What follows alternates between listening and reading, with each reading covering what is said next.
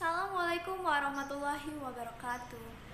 Langkung tipayun urang panjatkeun puji sareng syukur kehadirat Allah Subhanahu wa taala, Tuhan Nu Maha Esa, anu mana masihan hidayah sareng inayahna ka urang sadaya. Janten urang sadaya tiasa kempel dina acara poe ieu dalam keadaan sehat walafiat. Alhamdulillah. Anu kusim kuring dipihormat, dina waktos ieu abdi bade nerangkeun tentang tema pendidikan, nyaeta kumaha pentingna nuntut ilmu sarta manfaatna. Nu mana urang sadaya teh kedah atau wajib nuntut ilmu. Seueur pisan hadis anu ngabahas perkawis ilmu tina rupa-rupa sisi. Di antawisna anu kahiji, hadis nu nunjukkeun pentingna nuntut ilmu.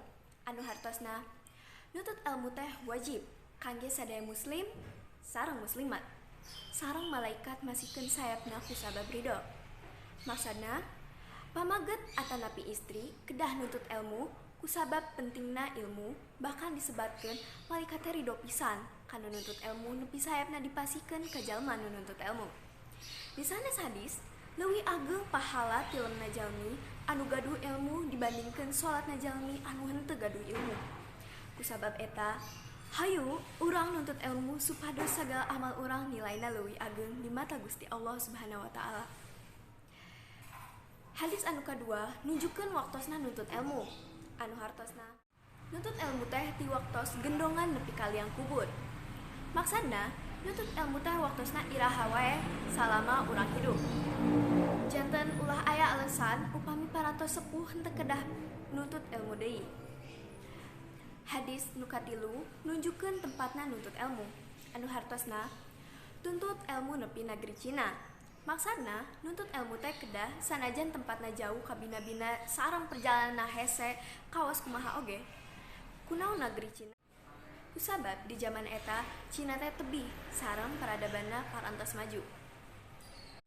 Hadirin anu dipikahormat, pendidikan di Indonesia parantos seueur pisan kamajuanna upami dibandingkeun sareng zaman kapungkur, nyaeta zaman penjajahan Belanda atanapi zaman Jepang. Kamajuanana anu kacida pisan nyaeta sagala kalangan tiasa sakola, henteu mandang ras sareng kakayaan deui. Kamajuan anu sanes nyaeta dianggena basa Indonesia di sakola-sakola pikeun basa panganter nyampekeun ilmu-ilmu anu diajarkeun.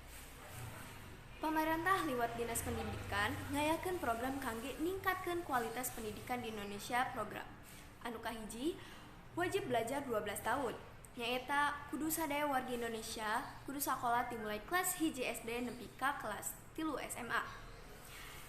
Anu kadua, Indonesia Pintar, nyaeta bantuan artos beasiswa kangge anu kirang mampu. Hayu urang sadaya diajar tina sajarah pendidikan di Indonesia anu kapungkur supados Indonesia henteu kaulang kasalahanna anu baheula. Hayu sami-sami nyukseskeun program pemerintah supados pendidikan makin sae.